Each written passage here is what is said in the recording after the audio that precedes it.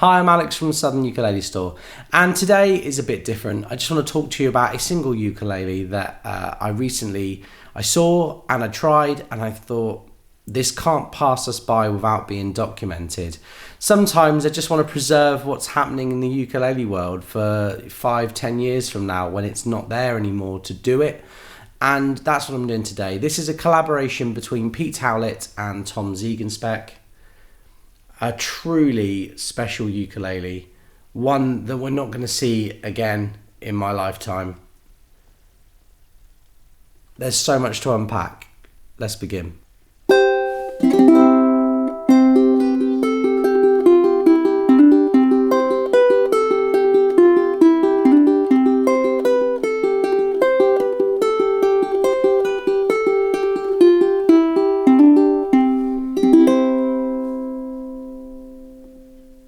Why am I crying? It's just a C major scale.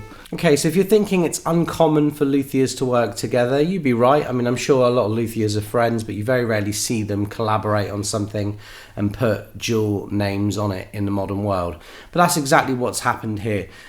Pete Howlett has been, we've talked about Pete Howlett a lot. There's not much I can say about Pete Howlett that would be new to you before this project. He's the man that invented the Revelator. That's what he's probably most well known for nowadays, but a very long history as a builder, building ukuleles before that, Turks guitars, tenor guitars, and really working all over the world and making a name for himself in the process.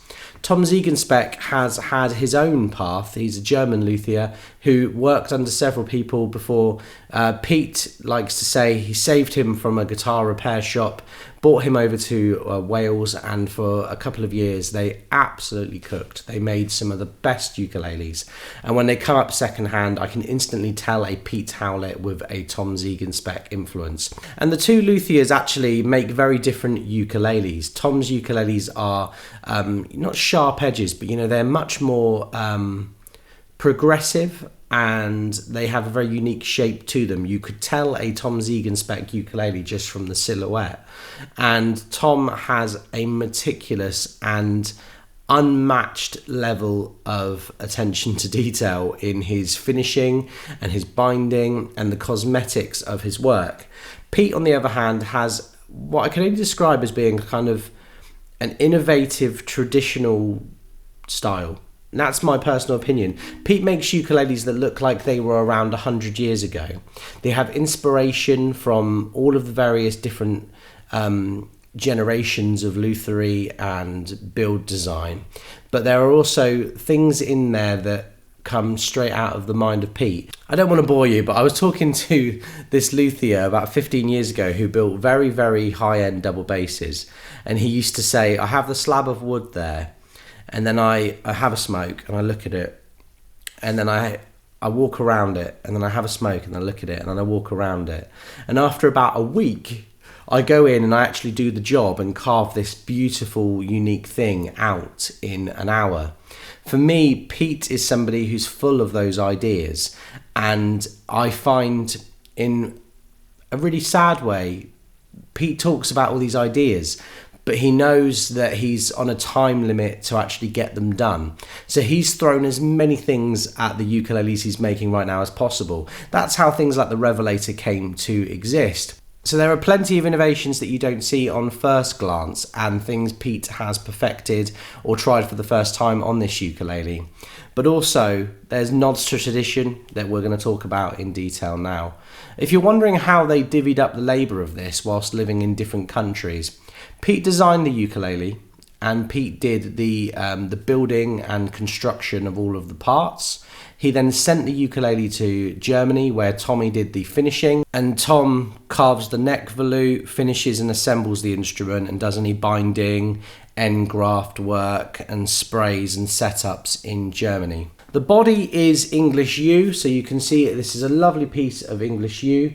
To look at, it reminds me of kind of the reverse of mahogany if you were to invert the colours. The grain pattern is it's like that strawberry effect of being just figured enough. Really lovely back on this instrument with black binding for the front and back. The neck is also yew, stained black. This is an Art Deco style ukulele, very much, you know, the reason behind it being the exhibition tenor is it was built for the Ukulele Festival of Great Britain, and he wanted to have that kind of exhibition effect. And the Art Deco styling works really well with that. You've got some gorgeous high-end tuners here, which have an antique effect to them, which perfectly matches the front of the instrument as well.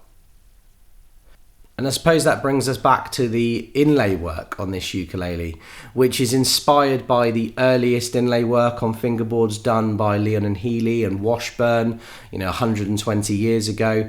Pete sent me a fantastic message explaining a lot of the details of this ukulele. And I'm going to quote him: "Anyone who wants to bling an instrument needs to be smoking the same stuff that the person who designed it originally was smoking."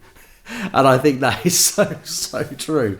It's just so meticulously detailed and regal.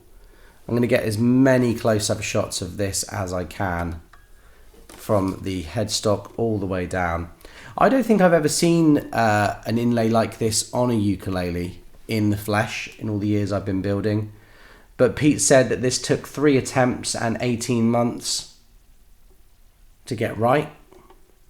I actually love, everyone who watches these videos regularly knows I love a rosette. And this rosette to me looks like a silver bangle. That rosette Pete calls a Celtic knot design. I asked Pete about the rosette actually. He said it was originally going to be some gold mother of pearl ring until he got into Celtic knots doing a build for another client recently and just fell in love with the design. And he said he'd really like me to mention that this kind of rosette is inspired by the work of classical guitar builder Jose Ramanillos. Probably said that wrong. I always say stuff wrong. The inside of this ukulele has a label with raised HZ logo in wood. I'll try and get that in the light actually for you. The fingerboard and bridge are ebony. It has the slot bridge that you would tie an end in the string and just push it in, a traditional style bridge. Not seen on that many ukuleles nowadays actually. It's been a while since I've seen one. You have a 38mm nut width with a 30mm string spacing. It feels comfortable. The neck depth is actually shallower than something like a Canalea or a Flight, so it has a more traditional feel to the neck but with the wider nut width. And frankly, if I was going to have a ukulele made for me in 2024, this is the neck that I would personally want them to copy, because having filmed the sound samples on this ukulele earlier, I did not want to put it down. I just wanted to play it forever. I actually got a little bit emotional when I was playing it earlier on, because there's something just really loving about this instrument. The depth of the body is on the slimmer side. That's just how Pete has built ukuleles for a while. The top on this ukulele has unique bracing and a 15-inch radius to it, and the back exactly the same but with a 12-inch taper to it. What does that mean? Well, Pete calls it a clamshell effect for this ukulele. It's his clamshell look. So the body is not completely flat on each side, and what he's done is he's tried to engineer more volume out of his ukuleles. Now, that's something that nobody should ever doubt from Pete, having been the man who invented the Revelator, but continuing to refine it is very Pete. He says that by putting this radius on it and putting a different stress on the front, you're pushing more volume out of the ukulele, but actually it enables you to make a thinner top in general. So the top on this ukulele can be super thin but super stiff and safe. Although Pete did admit that the 12-inch taper on the back is purely visual, because if you just have a taper on the top and not the back, it looks odd. It's funny because everything I ever learned about bracing, I learned from Pete Howlett. He visited Southern Ukulele Store 13 years ago, talking about his Californian-style ukuleles and fan bracing and ladder bracing and the difference between them. And he was saying to me on a phone call recently about the reverse fan bracing on his ukulele. He continues to play with it to this day, and it just makes for a unique experience from every Pete Howlett. I'm really glad Pete's still out there building in 2024, and I'm glad that he's teamed back up with Tom Ziegenspeck. Tom, for me, the best period of consistency out of Pete Howlett came when he was working with Tom. It was when he seemed the happiest in his build. I imagine it was the time where these two guys just got up and they loved going to work, they loved spending the day together, and they What they produced was magic.